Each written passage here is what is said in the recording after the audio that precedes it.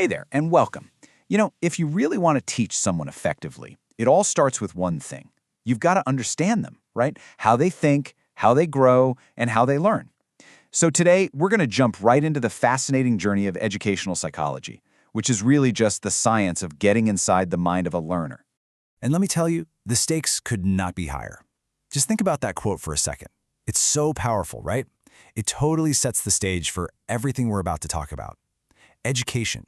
It's not just about cramming facts into your brain. No way. It's this incredible, transformative process that literally shapes who we become. So, the big question is, how do we even begin to navigate something so profound? Well, here's our game plan for today. We'll kick things off with a big challenge of education itself. Then, we'll look at our main tool for tackling it, psychology. After that, we'll get into the nitty-gritty of growth versus development and the stages of human development. And finally, we'll bring it all home and see why this matters so much for any teacher. All right, let's jump into our first section. Think about it. Education is a lifelong journey. It's not something that just happens in school. It's this constant process of change and influence from the second we're born to the day we die. And that brings up a really huge question, doesn't it? If every single one of us is on this nonstop journey, how on earth do we guide it effectively? Well, the answer really lies in shifting our focus. You can't just throw lessons at someone and expect them to stick. If you want to actually shape knowledge or build character or mold behavior, you've got to start somewhere else. And here's the crucial part.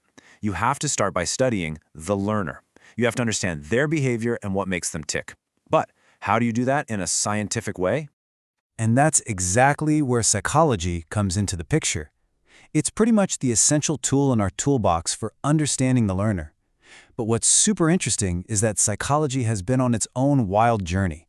It didn't just pop up overnight.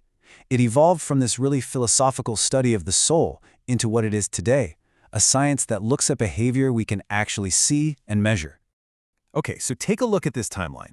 It really lays out that whole evolution perfectly. Back in the 16th century, you had people talking about psychology as the science of the soul. How do you even measure a soul, right? Impossible.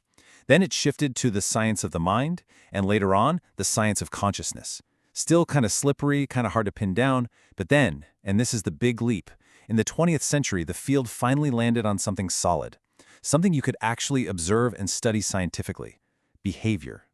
And this quote, it just nails that entire journey. It's from the psychologist Wordsworth, and it's kind of witty, but it's also brilliant. First, psychology lost its soul, then it lost its mind, then it lost its consciousness. He's perfectly summing up that whole shift we just talked about, away from these abstract ideas to something you can actually grab onto. It's like a perfect witty little summary of centuries of scientific thought.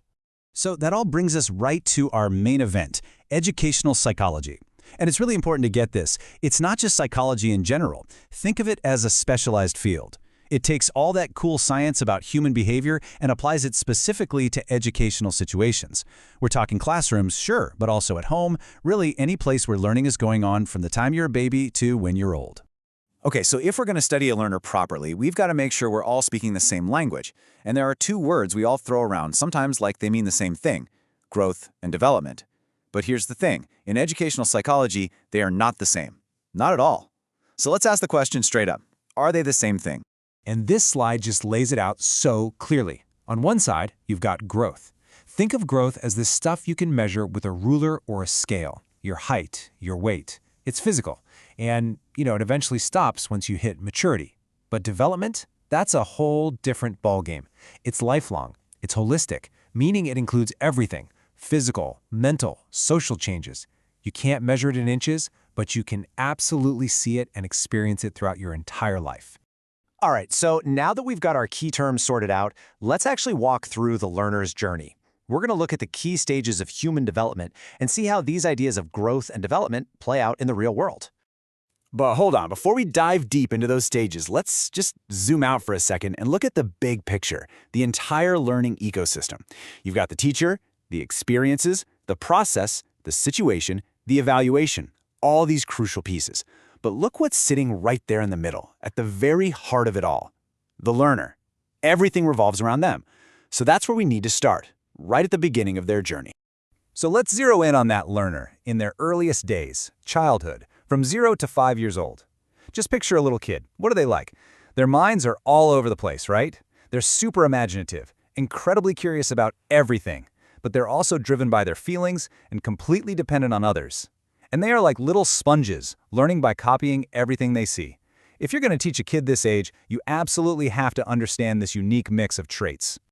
Okay, so this brings us to the most important question of all. So what, right? We've gone through history, definitions, all these developmental stages. Why does any of this stuff actually matter to a teacher in a real classroom? It's because of this, just like Rousseau said. A great teacher reads a child like a book, page by page.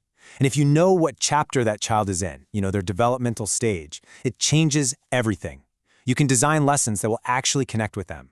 You can build real, trusting relationships. You can create a classroom environment where every single kid doesn't just survive, but actually thrives. And that's really the idea I want to leave you with. Let's really think about this. To be a truly great teacher, is it enough to just be an expert in your subject, to know all the math formulas or all the historical dates? Or is the real magic, the true art of teaching, found in something deeper?